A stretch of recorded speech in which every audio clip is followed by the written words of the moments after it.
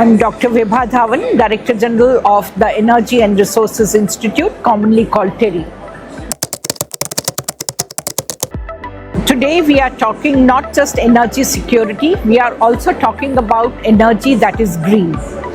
So if we look at India, for last so many years, we were dependent on fossil fuel, and unfortunately, we don't have any fossil fuel except a bit of coal and a bit of petroleum. So with the result, we had to import every drop of fossil fuel, and therefore we were not competitive in many ways in the global market.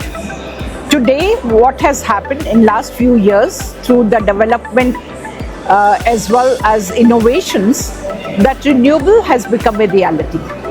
And fortunately, India is blessed with plenty of sunshine. So therefore, the cost of production of renewable in India is comparatively less than in many other countries, so that makes us competitive. And what we now require, rather than reinventing the wheel, because the two resources which are, I should say, we should care about, one is the human resource and the second is financial resource. And also let's look at the technology development. The way technology is advancing today, technologies of today may not be relevant tomorrow. And therefore, rather than chasing the world where they are, we need to believe in partnerships. And also let's look at that the technology developed elsewhere in the world, it's not plug and play. It is somewhere, what do I require? A country which has almost two-thirds SMEs, two-thirds of the production coming from small and medium enterprises. So unless and until I make them clean, I provide them energy, I cannot, India as a country cannot be competitive in the global market. So it's a necessity, partnership is a necessity rather than a choice. So we have to move with the world at the same pace in terms of development as well as adoption of technologies. First of all, let's go back to Glasgow. I'd like to go back to Glasgow, and where our Honorable Prime Minister had made certain commitments, Panchaman. So what we are talking, or rather it is the commitment of the government, and we are adhering to whatever was said. We said that 50% of the electricity or energy demands will be met by renewables by 2030. We met it in June 2025. So we are 5 years ahead of our promise. Let's look at the investments made by the government for hydrogen mission. It's a major step forward. While the world is talking about hydrogen, India decided right from day one that we will produce green hydrogen, which is the cleanest form. So therefore what we are doing is we are showing the way to the world. There is commitment from the government. While we have said that by 2070 we'll be net zero, most of the corporates are saying they'll be net zero by 2050. So on both sides, it is that government policies as well as the corporates, they want to go green as much as possible.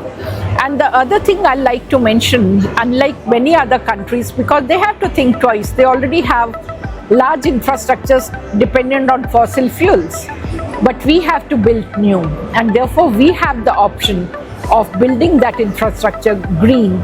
And as a country, we are so diverse that if we can find solutions to Indian problems, then perhaps we have found solutions to all the problems the globe is facing today, because we have an industry in a small room all the way to large infrastructures of Adani, Ambanis and so on, and Tatas. So therefore practically it's the entire ecosystem that requires energy, and if we solve their problems, we have solved all the problems. Yeah, hi, I am Dr. Abhilasha Gaur and I am the CEO of Sector Skill Council, NASSCOM. I think it is very, very important when we are talking about industry and academia. So you can say it's a demand-supply gap. So whatever is required in the industry, and we see because of the transformation what is happening in the industry these days, lot of things depend that how academia is aligning themselves to it. So I think it is very, very important. That's why a lot of new initiatives which have also come up from the government side also, that how this gap can be bridged. For example, now UGC has launched a program called Apprenticeship Embedded Degree Program, where they say our industry can come up, what kind of demand will be there in next 2 to 3 years, or let's say in a span of 5 years. They can choose an academia partner, and with a student, that how many people will be required in next few years, and accordingly they can design a curriculum that what will be the exact requirement of that particular industry. And the same way, let's say if the course is for 3 years or 4 years, 50% of the time a student will be able to spend in the industry also. So I think that is one good initiative for bridging the academia gap. Also from NASSCOM side also, we have with the Ministry of Electronics and IT, there is a joint initiative that is called Future Skills Prime, where we say that sometime it happens that in tier 1, tier 2 towns, yes, you do get good faculty also who can have some industry knowledge, and that gap can be bridged. But I think if we really want to take it to the masses, then this online platform, which is aggregator of aggregator, where in the emerging technologies almost we can say around 400 plus courses are there. So that is a way that how people in the remote towns also, they get access 24/7. They can log into the platform, learn, and they themselves can bridge this gap, what is not taught in the colleges, but the industry will be asking them at the time of interview. So a lot of good initiatives which are happening these days. Thank you. See, once we are talking about Viksit Bharat or developed nation, as we envision that by 2047, once we'll complete 100 years of independence, definitely these digital skills will be the foundation of, you can say, for our developed nation. Also, AI, the way it is disrupting, or with cyber, cloud, or data science also in that case, definitely the way we have been working, it will be changed.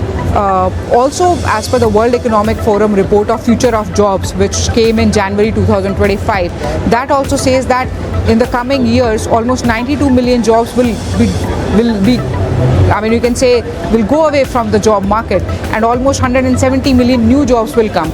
Even the jobs, how we are working now and how we'll be working in next 2 to 3 years will definitely get changed. That's why you see a lot of disruption because of these emerging technologies happening in the market. So definitely the work shift, what will happen in the way of working will be guided by, let it be artificial intelligence, cyber, IoT, and other emerging technologies also.